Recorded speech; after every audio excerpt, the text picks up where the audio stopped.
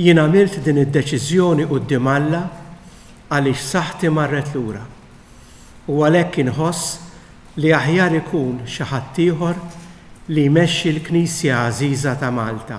It-18 Ottubru tal-2014 fl-età ta' 68 sena Monsinjur Pawlu Cremona jħabbar li mhux sa jibqa' Arċisqof. Il-Papa Franġisku laqa r-riżenja tiegħu.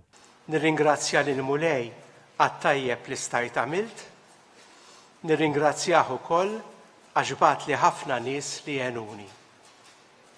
Ibqgħu żgur li f'qalbi għandi l-poplu kollu Malti u b'mod speċjali l-Knisja ta' Malta. F'qalbi m'għandi l-ebda rankura l-ħadd.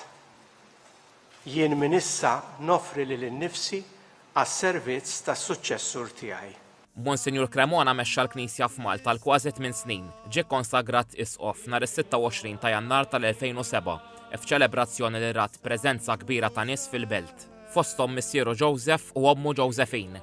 Jiena għalkemm bil-biża' quddiem din il-missjoni tant kbira, nixtieq f'isem il-Knisja inrot ħajr lil Alla.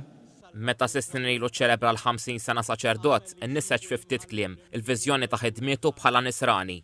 Jiena magħkom, jien nisrani, għalikom jiena raj. U f'din il-ġurnata nixtieq nirringrazzja lil Alla flimkien magħkom għax jien nisrani magħkom. Imma mbagħad nirringrazzjah għaliex tani grazzja kbira li nkun nista' inservi naqdi lill-poplu tiegħu. Jibqa' mfakkar għall-umanità tiegħu. Noqgħod nirraġuna jien ta' tiddejqux tirraġunaw hekk biex taħsbu iktar fil-fond. U f'waħda mill-aħħar intervisti li tal-TVM News fil-programm Insights imxandar f'Deċembru 2018 istqar li wara r-riżenja tiegħu talab l-għajnuna ta' psikjatra u għadda messaġġ ta' kuraġġ għal min jgħaddi minn mument ta' sfida fil-ħajja.